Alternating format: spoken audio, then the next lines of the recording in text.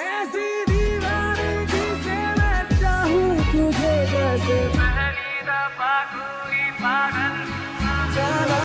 High, কেমন আছো তোমরা সবাই? আশা করি তোমরা সবাই খুব ভালো আছো। আর দেখো আমার চুলটা আগে কতটা লম্বা ছিল আর এখন আমি কেটে কতটা ছোট করে দিয়েছি। কিন্তু এখন কথা হচ্ছে যে আমি আবার আমার আগের মতো চুলটা ফিরে পেতে চাই, সেই লম্বা লম্বা চুল। আর সেটার জন্য আমি কি করছি সেটাই আজকে তোমাদের সঙ্গে শেয়ার করব, সেটা নিয়েই আজকের ভিডিও। রাতারাতি তো লম্বা চুল পাওয়া সম্ভব নয়, তার জন্য একটু পরিশ্রম করতে হবে। দেখো সবার প্রথমে আমি নিয়ে নিচ্ছি জল। এই রেমেডিটা বানানোর জন্য আমার বেশি কিছু লাগবে না, খুব সামান্য কয়েকটা জিনিস লাগবে। সবার প্রথমে আমি এই জলের মধ্যে দিয়ে দিচ্ছি তিসি বীজ বা ফ্ল্যাক্স সিড।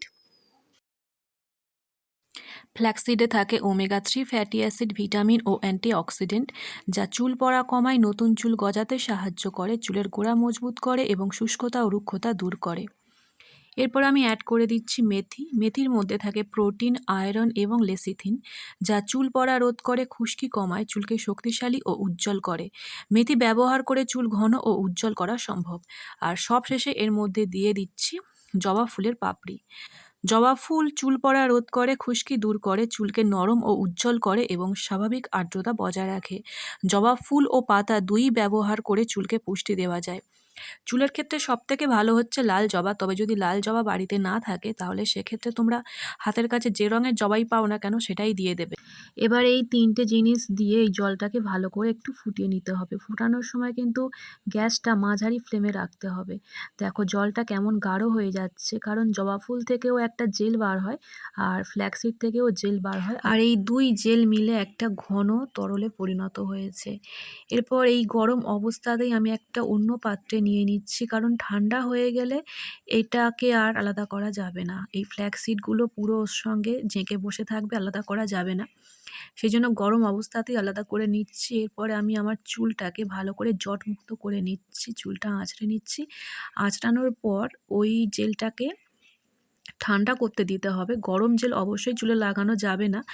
জেলটা ঠান্ডা হয়ে গেলে তারপর সেই জেলটা আমি চুলে ভালো করে লাগিয়ে নিচ্ছি। পুরো চুলের গোড়া থেকে ডগা পর্যন্ত ভালো করে এটা আমি লাগিয়ে নিচ্ছি। এটা সপ্তাহে একবার করে করলেই হবে, তাতেই তোমরা অনেক পরিবর্তন দেখতে পাবে চুলের। যারা চাইছো নিজেদের চুলটাকে একটু তাড়াতাড়ি বড় করতে, তারা অবশ্যই এই রেমেডিটা ফলো করতে পারো। চুল তো লম্বা হবেই, তার সাথে সাথে চুলের ঘনত্বও বাড়বে আর চুলে একটা শাইন চলে আসবে। এটা মাখার পর আমি 40 মিনিট অপেক্ষা করেছিলাম। 40 মিনিট পর আমি চুলটা নর্মাল জল দিয়ে ধুয়ে ফেলেছি, কোনো রকম শ্যাম্পু আমি করিনি। শ্যাম্পু আমি আগের দিন করে নিয়েছিলাম, কারণ শ্যাম্পু করে মাথার স্ক্যাল্প পরিষ্কার করে নিয়ে তারপরেই এই রেমেডিটা মাখতে হবে, তবেই না ভালো কাজ দেবে। তো এই ছিল আজকের আমার হোম রেমেডি। যদি এই রেমেডিটা তোমাদের একটুই হেল্পফুল বলে মনে হয় তাহলে অবশ্যই একটা লাইক করে দিও আর চ্যানেলটাকে সাবস্ক্রাইব করে পাশে থেকো।